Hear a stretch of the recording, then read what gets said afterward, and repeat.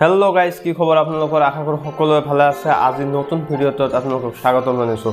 আজিৰ ভিডিঅ'টো একেবাৰে এটা ব্লেক ভিডিঅ'ত হ'ব আৰু আজিৰ ভিডিঅ'টোত এনেকুৱা ধৰণৰ ইনফৰমেশ্যন আপোনালোকক দিম যে বহুত ইম্পৰ্টেণ্ট ইনফৰমেশ্যন হয়, যিসকলে জানেতো ভাল আৰু নজনাসকলে নিশ্চয় নিজৰ লগতে আনকো শ্বেয়াৰ কৰি দিব।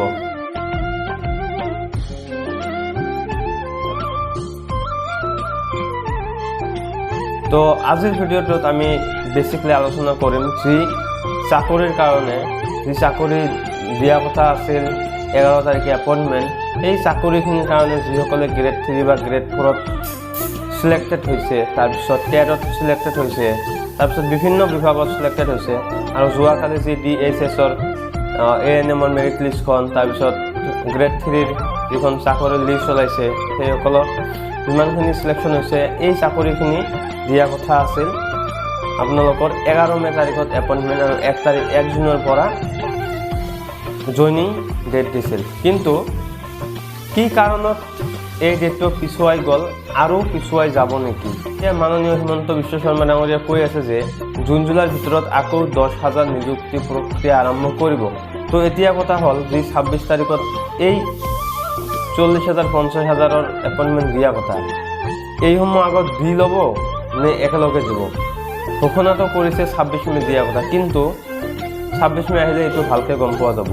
আৰু এইটো বাতিল কিয় হ'ল আমি সকলোৱে জানো বা কিছুমান নাজানো, কাৰণ অমিত শ্বাহ ডাঙৰীয়াই ইয়াতে উপস্থিত থকাৰ কথা আছিল আৰু তেখেতৰ হাতেৰে এই 40-50,000 চাকৰি এপইণ্টমেণ্টখিনি বিতৰণ কৰিব।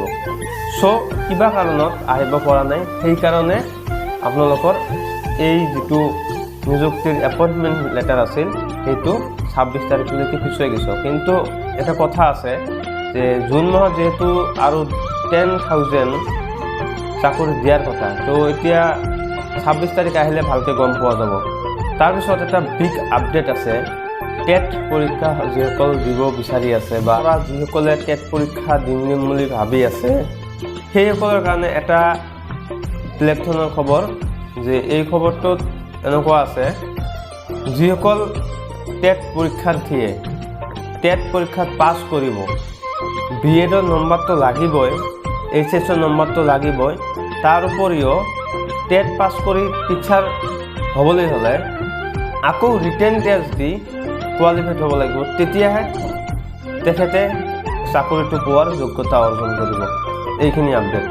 এতিয়া কথা হ'ল আপোনালোকে এই আপডেটখিনি যদি জানে তেন্তে শ্বেয়াৰ কৰি দিব, যিসকলে নাজানে পাব, আৰু যদি নাজানে তেন্তে লাইক কৰিব, কমেণ্ট কৰিব আৰু চেনেলটো ছাবস্ক্ৰাইব কৰিবলৈ নাপাহৰিব।